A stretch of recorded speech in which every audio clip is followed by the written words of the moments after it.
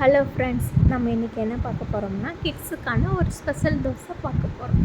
அதுக்கு ஃபஸ்ட்டு ஒரு பேன் எடுத்து அதில் எண்ணெய் ஊற்றிட்டு அடுத்து ஆனியன் போட்டு அது கொஞ்சம் நல்லா கோல்டன் ஃப்ரை ஆனோடனே ஜிஞ்சர் கார்லிக் பேஸ்ட் வந்து 1/2 டீஸ்பூன் போடுறோம்.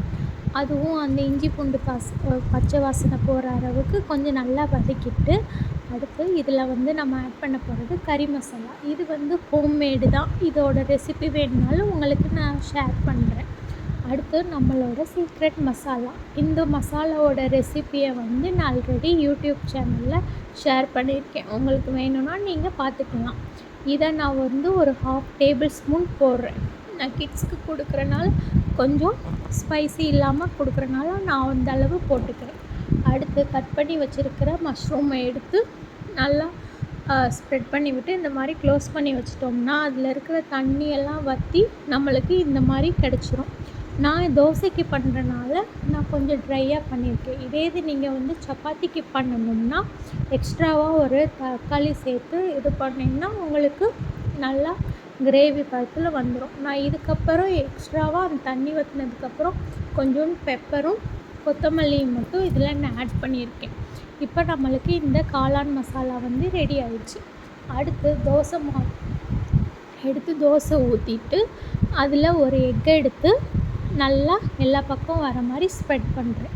இது வந்து மட்டன் கறி தோசை இருக்குல்ல, அந்த மாதிரி தான் நான் பண்ணுறேன் காளானை வச்சு. ஸோ அதனால் ஃபஸ்ட்டு முட்டையை நல்லா ஸ்ப்ரெட் பண்ணி விட்டுட்டு அதுக்கப்புறம் நம்ம பண்ணி வச்சுருக்கிற காளான் மசாலாவை இதில் நல்லா ஸ்ப்ரெட் பண்ணி விடுறேன். நான் இதுக்கு வந்து சைடிஷ்ஷாக எதுவுமே செய்யலை.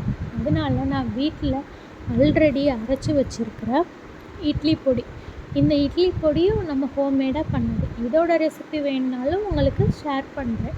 அடுத்து இந்த இட்லி பொடியை நல்லா மேலே உங்களுக்கு எவ்வளோ அளவுக்கு தேவையோ அது மாதிரி நல்லா தூவி விட்டுருங்க. அதுக்கப்புறம் கொஞ்சோன்னு உங்களுக்கு எவ்வளோ ஆயில் தேவையோ அதை நல்லா ஊற்றிட்டு கொஞ்சம் நேரம் வெயிட் பண்ணணும். ஏன்னா அந்த எக்கு வந்து கொஞ்சம் வேகிறதுக்கு லேட் ஆகும். அந்த அளவுக்கு நம்ம கொஞ்சம் வெயிட் பண்ணி அதுக்கப்புறம் இதை திருப்பி விட்டுட்டு இப்போ நான் கிட்ஸுக்கு கொடுக்குறனால இதை வந்து நான் 4 பீசஸாக கட் பண்ணிக்கிறேன். அப்போ அவங்களுக்கு கொஞ்சம் நல்லா பீஸாக சாப்பிட்ற மாதிரி நல்லா ட்ரையாங்கிளாக அவங்களுக்கு இருக்கும். அதுக்காக நான் வந்து 4 பீசஸாக கட் பண்ணி பிளேட்டில் வச்சிடுறேன். இதுக்கு நான் சைடிஷ் எதுவும் பண்ணல, அப்படியே தான் சாப்பிட போகிறேன். தேங்க்யூ.